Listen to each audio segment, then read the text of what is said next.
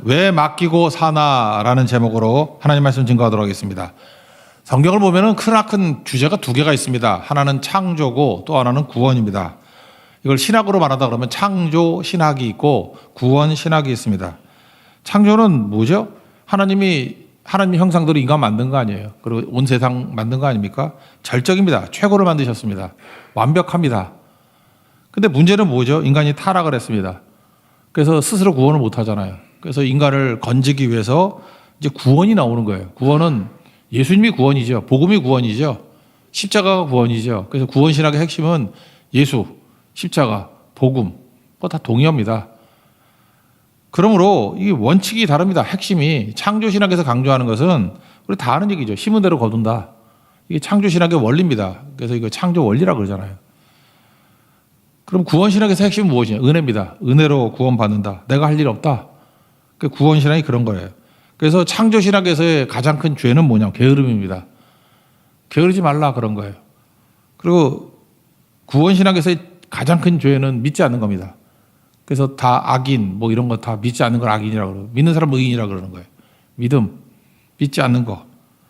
그러니까 이 두 가지가 균형을 이룬다 그러면 1대1로 균형을 이루는 게 아니고 구원 신학을 가지고 창조 신학을 바라볼 줄 알아야 된다는 것입니다. 왜? 우리 창조 신학에서는 우리가 퍼펙트 했다니까요. 그런데 죄로 인해 깨졌잖아요. 그러니까 창조 신학을 온전히 이룰 수 없죠.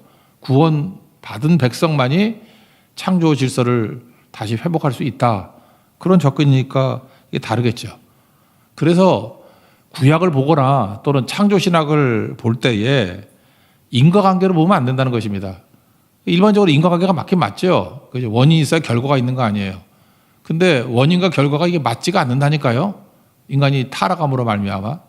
그렇죠. 두 개의 관계가 있긴 있죠. 그래서 이거를 뭐 아침이니까 그냥 이해 못해도 그냥 넘어가세요. 상관관계라 그래요. 인과가 아니라 상관관계다. 관계는 있는데 원인과 결과는 아니다. 서로 연관은 돼 있다. 그 정도입니다. 그러면 이 상관관계를 가지고 살 수 있는 가장 좋은 길이 뭐냐? 맡기고 사는 거예요. 그래서 구원신학의 빛을 가지고 창조신학을 바라보는 것을 굳이 관계를 말한다면 상관이거든요. 상관관계. 그것은 맡기고 사는 것. 맡기고 사는 것이 구원받은 백성들이 사는 길이라는 것입니다. 그러니까 구원받았기 때문에 사실 맡기고 사는 내용들을 잘 보면 충성 다하고 또 열심히 사는 것도 있고 그런 거예요. 그러니까 뒤집어 얘기하면 열심히 살면 결과가 나오고 뭐 도덕적으로 살면 뭐 열매가 있고 그런 거 아니라는 거예요. 인과관계잖아요. 그러니까 불교에서 따지는 얘기고 그게 아니고 구원받은 백성은 이렇게 산다. 그래서 인과라 그러지 않아요. 이거를 상관관계라 그러지. 그게 뭐냐? 맡기고 사는 거라니까요. 그냥 우리 일상용어로 쓰면 맡기고 산다. 구원받은 백성은 하나님을 믿고 맡기고 산다. 그럼 맡긴다는 뜻이 뭐냐? 오늘 3절의 핵심인데 3절 읽겠습니다. 시작. 너희 행사를 여호와께 맡기라. 그리하면 내가 경영하는 것이 이루어지리라. 이 맡긴다라는 히브리 단어가 길갈이에요. 길갈. 돌을 굴려버린다. 하나님을 주로 믿고 나의 주도권을 포기한다 그런 거죠. 내 주도권을 굴려버린다. 그런 뜻도 있어요. 굴려버린다. 이 굴려버린다는 것은 여호수아 보면 알잖아요. 길갈. 할례를 베풀죠. 그러니까 내가 나 스스로를 보호한다는 게 아니잖아요. 이 벌판 앞에서 여리고 백성들이 와서 죽일 수도 있는데 할례 받잖아요. 맡기는 거죠. 그거예요. 말씀대로 맡기는 거라고. 그리고 요단강에 이 강인데 어떻게 넘어가요? 언약궤 메고 들어갔더니 제사장이 들어갔더니 가운데 섰을 때 갈라졌죠. 그게 맡기는 거라니까요. 맡기는 게 뭔지를 보여주는 겁니다. 그래서 나중에 요단강을 다 건너고 난 다음에 돌멩이 12개를 들고 와라. 그리고 건너가서 세운 자리를 길갈이라 그러죠. 길갈. 뜻이 뭐예요? 굴러갔다. 읽어드릴까요? 여호수아 5장 9절인데 여호와께서 여호수아에게 이르시되 내가 오늘 애굽의 수치를 너희에게서 떠나가게 하였다 하셨으므로 그것 이름을 오늘까지 길갈이라 하느니라. 그러니까 길갈이 뭐예요? 수치가 사라졌다 이렇게 해석을 했는데 맞습니다. 수치가 굴러가 버렸다. 언제 이런 일이 벌어지죠? 맡겼을 때. 길갈이 맡긴다는 뜻이라니까요. 돌이 굴러가다. 그게 맡긴다는 뜻이에요. 그죠?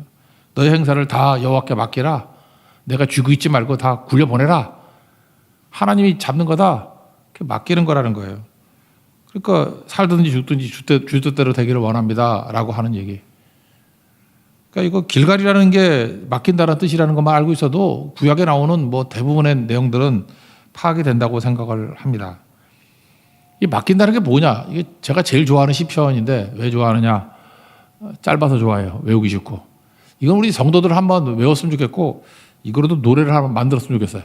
시편 131편인데 1절, 2절, 3절에 1절 읽어드릴게요. 여호와여 내 마음이 교만하지 아니하고 내 눈이 오만하지 아니하오며.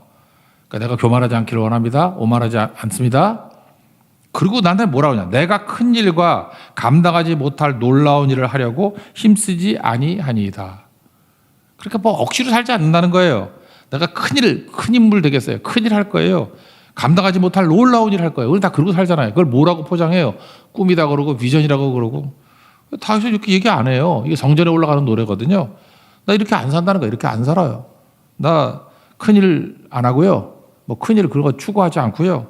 감당하지 못할 놀라운 일 하겠다고 난리치지 않습니다. 한마디로 해서 억지로 살지 않겠습니다.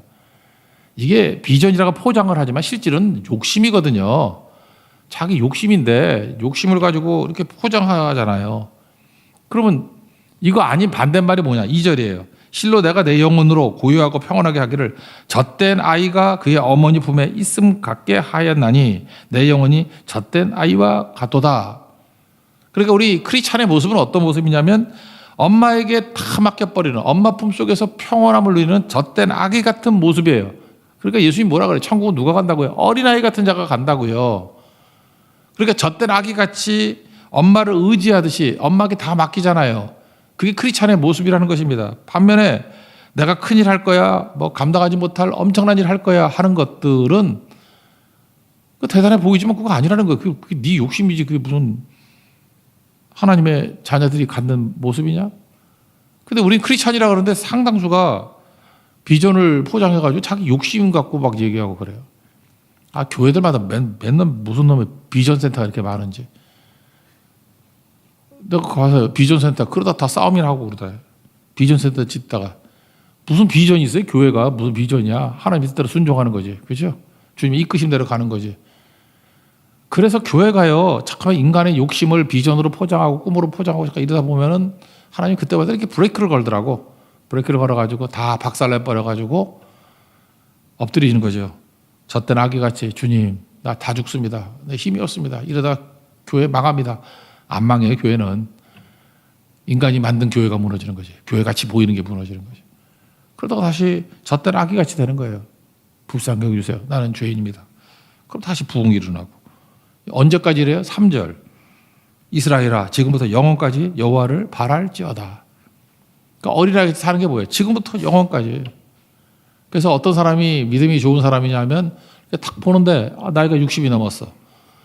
근데 천진난만해. 어린아이 같은 게 좀 있어. 되게 좋아하고 속이 껌껌하지 않고 좀 투명해. 대만 같은 데 가서도 맛있는 거 먹으면서 막 좋아해.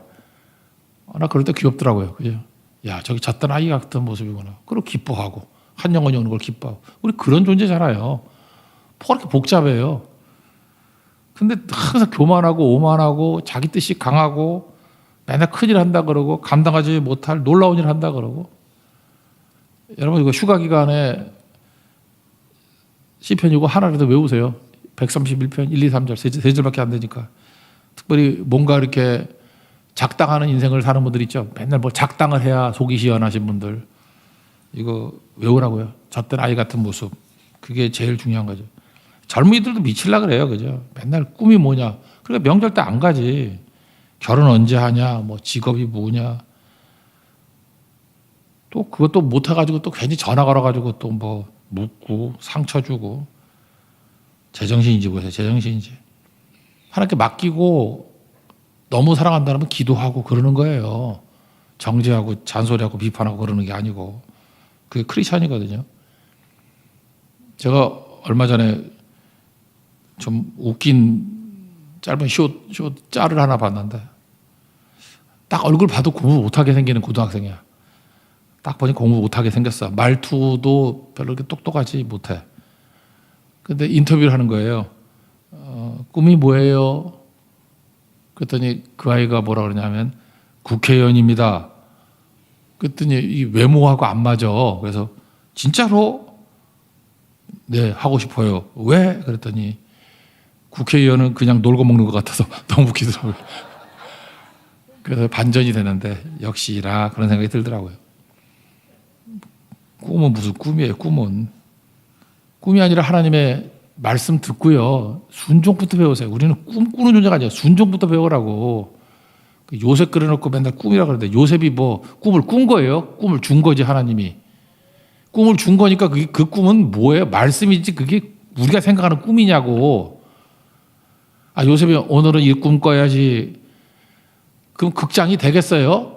꿈꾸고 싶은 대로 꿈꾸면 되지. 나는 뭐 오늘 알라딘이 되고 싶어. 그럼 알라딘이 되고. 꿈이 그러나 개꿈꾸지 맨날. 꿈은 하나님 주신 거니까 꿈에 제일 비슷한 맛은 말씀이에요. 말씀. 하나님 말씀 주신 거라고 생각해야지. 그거를 꿈은 지 욕심 가지고 투영해가지고 꿈이다 비전이다 그래놓고 울부짖고 하니까 문제가 되는 거죠. 그죠?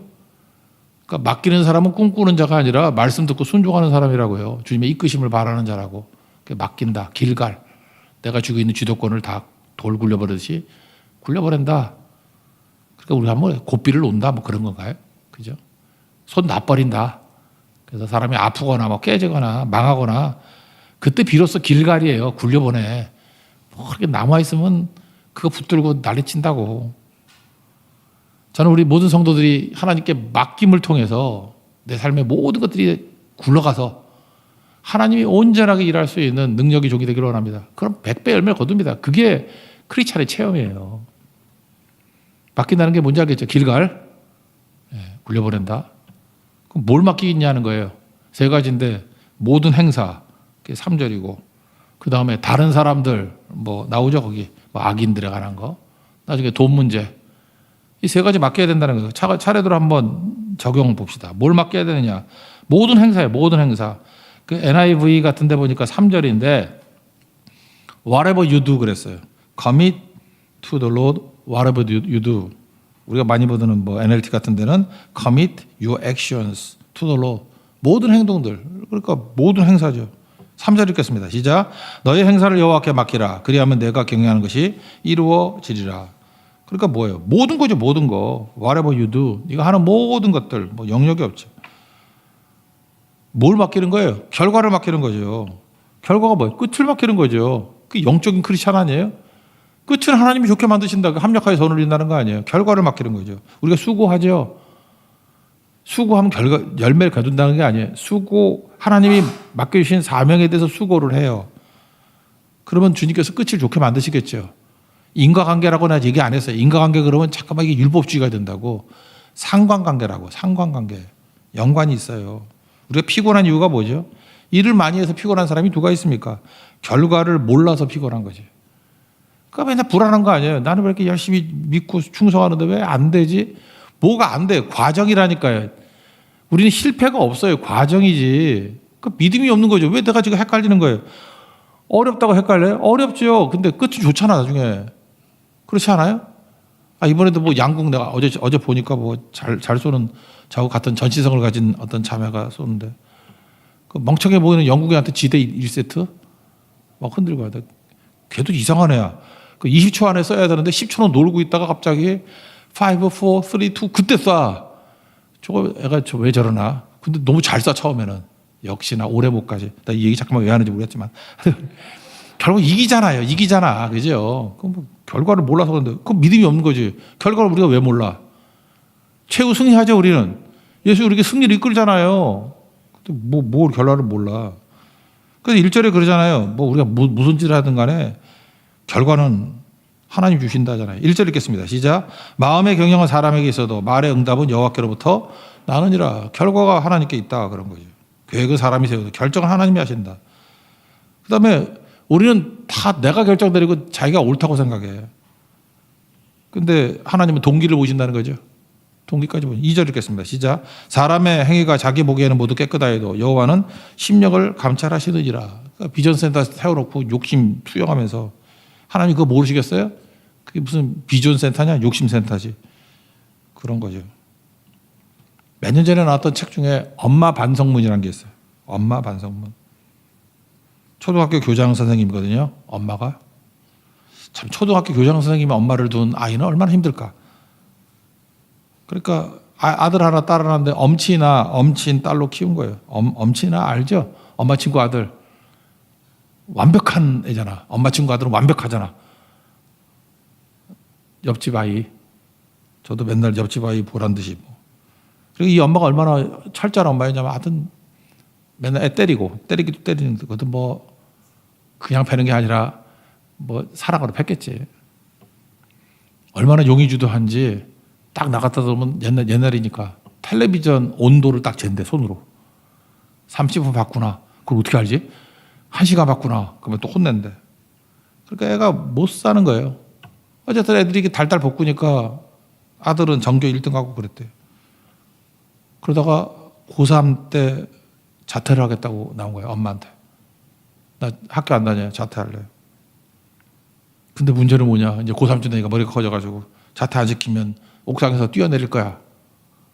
그러니까 자식이 기우는 부모가 없죠. 자퇴시켰어요. 죽는다 그러니까. 진짜 죽을 것 같더래요. 여동생이 이제는 또 와서 그러더래요. 아니, 전교 1등 하는 오빠도 자퇴를 하는데 내가 자퇴를 안 할 일이 뭐가 있냐고. 그래서 동생도 자퇴했대요. 그러다가 뭐 나중에는 이거 받아들여서 잘 됐다는 얘기인데 그때부터 이제 엄마 반성문을 쓰기 시작한 거예요. 내가 이제까지 뭘 했나. 내 욕심을 자녀에게 투영하고 세상 풍조 따라가면서 내가 그냥 똑같은 치맛바람 부리고 살았는데 애들이 제대로 됐냐는 거예요. 안 되는 거죠. 엄마 반성문. 치맛바람 있는 엄마들 한 번쯤 읽어보면 좋을 것 같아요. 엄마 반성문. 아니면 그 뭐 이렇게 요약이라도 한번 읽어보세요. 엄마 반성문. 내 뜻대로 안 되는 게 좋습니다. 오히려. 왜냐? 하나님께서 나보다 나를 더 잘하시기 때문에 그래요. 저도 이렇게 자녀를 키우다 보면 이제 쭉 보면은 세상하고 좀 다르게 키웠던 부분이 좀 있거든요. 몇 가지. 그냥 그 자세히 얘기 안 할게. 상처가 갈까봐. 하여튼 저는 그래서 그냥 안 했어요. 안 했더니 단기적인 결과는 별로 안 좋게 나오더라고. 그래서 친척들도 그렇고 주변 사람들도 봐라 뭐 맨날 목사라고 믿음 그래가지고 남들 하는 대로 다 하는 거야. 근데 지금 지나놓고 난 다음에 걔네들 친구들 이렇게 보면은 친한 친구들 한 5-6명 있거든요. 별로 잘 된 것 같지 않아. 잘 된 것 같지 않아. 걔네 친구들이 이 설교를 듣기 때문에 말을 못 하겠어. 그리 잘 된 것 같지 않아. 되게 대학교 때까지 잘 나갔거든. 근데 그리 잘 된 것 같지 않아. 어디서 넘어지느냐. 멘탈에서 다 무너져버리고 하나님이 복을 좀 안 주시는 것 같아. 그러니까 이게 막 차이가 벌어지는 거예요. 믿음입니다. 믿음. 그냥 단기적으로 안 될 것 같죠. 여러분이 잘 될 것 같이 보이죠. 사람의 행위가 자기 보기에는 모두 깨끗하 해도 다 잘 되고 좋아 보여도 하나님은 심령을 감찰하신대요. 결과는 그렇지 않을걸요. 그게 믿음입니다. 믿음. 베드로전서 5장 7절 8절은 다 하잖아요. 염려를 다 주께 맡기라. 그러면 너희를 돌보신다. 그 다음 구절이 유명 구절이에요. 근신하라 깨어라 너희 마귀가 우는 사자같이 두루다니며 삼킬 자를 찾나니. 전체가 이렇게 읽어요. 하나님께 맡기라. 그러면 주님이 너를 돌보신다. 근데 안 맡기면 마귀가 엄청 공격할걸? 맡기지 않는 사람들 보면 시험이 많아. 왜 그래? 한번 생각해 보세요. 마귀도 생각 있잖아요. 마귀도 IQ가 3자리 되지 않을까? 마귀도 그렇게 멍청하지 않잖아요. 하나님께 맡기면 하나님이 쥐고 있으면 하나님과 싸워서 못 이긴다는 거 알죠? 그래서 깨갱하고 도망칠 거 아니야. 근데 하나님께 안 맡겨.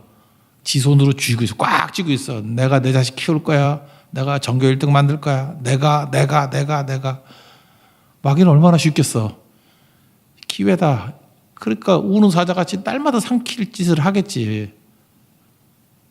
이제 아시겠어요?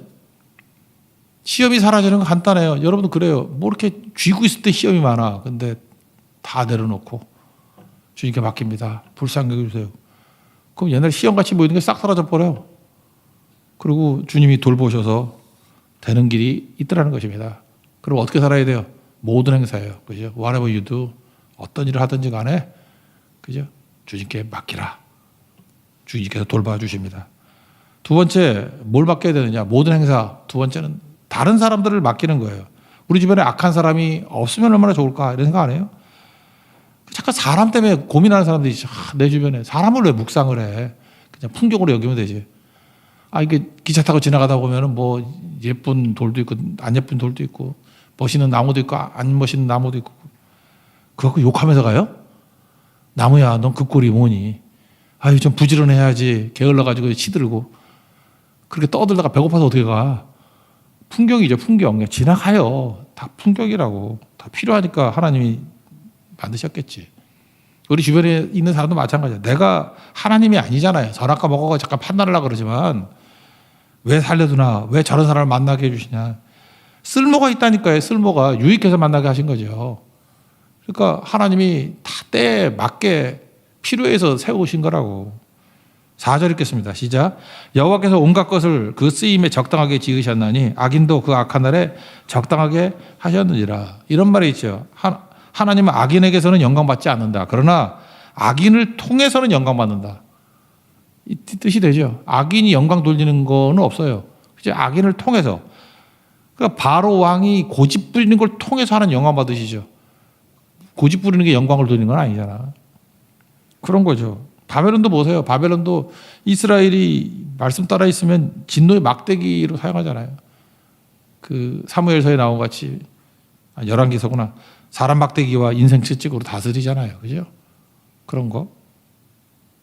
저 옛날에 들었던 얘기인데 뭐 그런 거예요. 악한 사람들도 하나님이 사용하셔서 우리 돕는다는 거. 옛날 부흥사들 하는 얘기인데. 옛날에 그 광산이 있었죠. 광산에. 지금 그 카지노 있는 데 가보면 옛날 광산이었어. 거기. 광부들이 있었는데 하다가 제일 힘들 때 가는 데가 광산이라 그래서 그걸 막장이라서 막장 인생. 제일 어려운 거.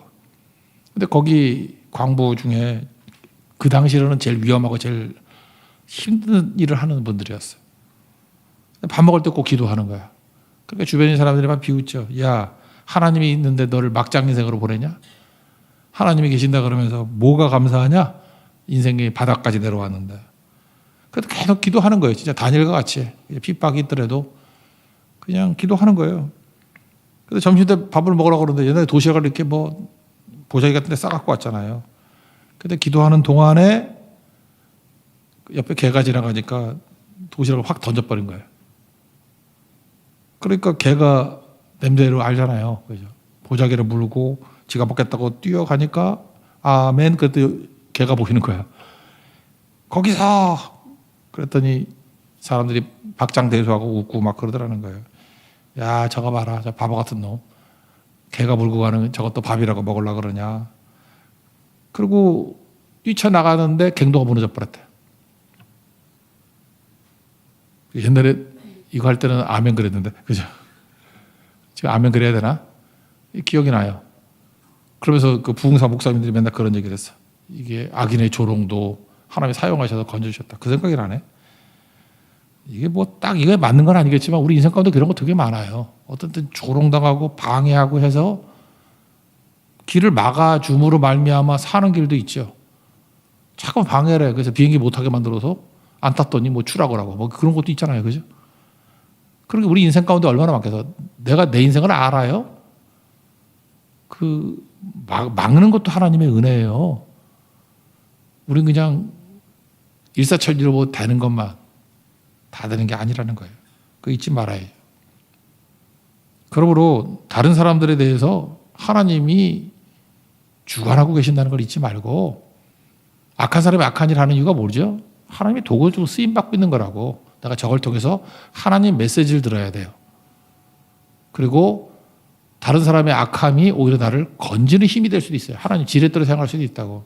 그거를 붙들어야죠. 악한 사람들이 연대를 합니다. 그러면 잘 보면 이래요. 하나님의 백성들은요, 연대라는 말보다도 연대하지 말, 이렇게 연합하지 말자는 얘기가 아니라 하나님 앞에서 내가 얼마나 진실하게 서 있고 믿음대로 순종하느냐에 더 관심을 가져요. 그러다 보면 하나님이 연대를 시켜줘. 근데 악한 일을 하는 사람들 보면 지들끼리 모여서 작당을 해. 잠깐만 연대를 하려고 그래. 그래서 나는 목사님들한테도 그래요. 기도해보고 하나님이 되면 하나님이 이렇게 만나게 해주시고 연대를 시켜주는 겁니다. 나는 항상 그래요. 연대를 시켜주는 겁니다. 네가 어떻게 아냐? 그래서 나 연대 나왔어요. 내가 그러지. 내가 연대에 대해서 내가 잘한다고. 하나님이 연대시켜 주는 거지 내가 연대하는 게 아니라고. 근데 악인들은 보면 꼭 지들끼리 만나가지고 그 커피숍에서 뭐 호텔에서 잠깐만 연대를 하려고 그래. 결과적으로 보면 욕심이고 결과적으로 보면 악이에요, 악. 근데 그게 되게 무서워 보이거든요.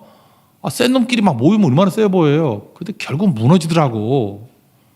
그러니까 여러분들 연대를 하려고 그러지 말고 하나님 앞에 엎드리세요. 그러면 주님께서 이렇게 만나게 해주세요.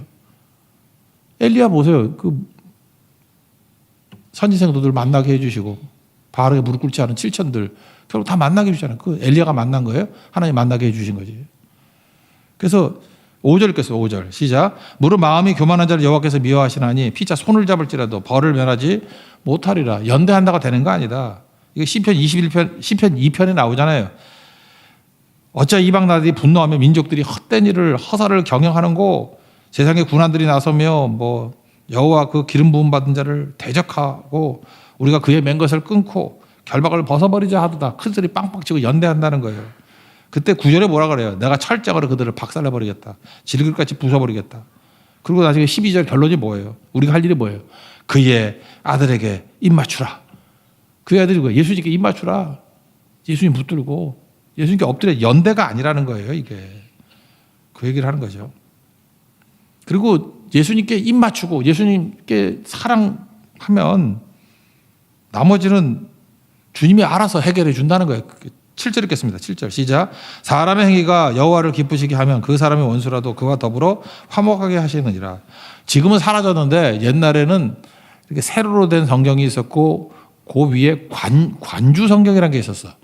관주가 뭐냐 하면은 그 성경 구절과 연관된 것들을 이렇게 적어놓은 성경이에요.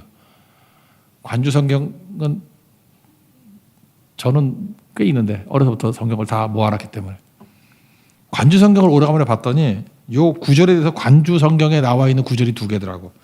창세기 31장 24절, 창세기 33장 4절 읽어드릴게요. 하나는 라반에 관한 얘기예요. 밤에 하나님이 아람 사람 라반에게 현몽하여 이르시되 너는 삼가 야곱에게 선악간에 말하지 말라 하셨더라. 야곱이 야반 도주했죠. 그랬더니 삼촌 라반이 열받아가지고 손보겠다고 막 죽여버려. 그리고 쫓아 추격으로 갔는데 하나님이 꿈에 나타나셔가지고 야곱 건들면 너 죽는다. 그렇게 하셨다라는 거예요. 그래서 야곱이 잘나서 도망친 게 아니라 하나님이 도와주셔서 도망치게 됐다. 그 얘기죠. 잘 보세요. 하나님을 잘 믿고 섬기면은 원수라도 더불어 화목하게 하셨네. 이걸 이렇게 관주해서 이걸 그렇더라고. 또 하나가 33장 4절인데 에서 얘기해요. 야복 강가에서 기도하고 난 다음에 이제 에서 만나잖아요. 에서가 달려와서 그를 맞이하여 안고 목을 어금 맞추어 그와 입 맞추고 서로 우니라. 이 33장 4절을 또 관주에 써놨더라고. 무슨 얘기예요? 갑자기 불쌍한 마음이 생긴 거라고. 그러니까 우리는 모르잖아요. 내가 뭘 행해서가 아니에요. 근데 원수인데 갑자기 원수가 나를 두려워해? 내가 잘난 게 아니죠. 하나님께서 그를 두렵게 만든 거라고. 원수가 나를 예뻐할 리가 없는데 나를 예뻐하고 나를 불쌍하게 여겨. 에서가 400명 말 타고 왔잖아요. 그 죽이겠다 온 거지 400명을 갖다 환영하려고 온 게 아니잖아요. 그 400명 말 타고 오면 얼마나 인건비도 많이 들었겠어. 그리고 앉아가지고 울어.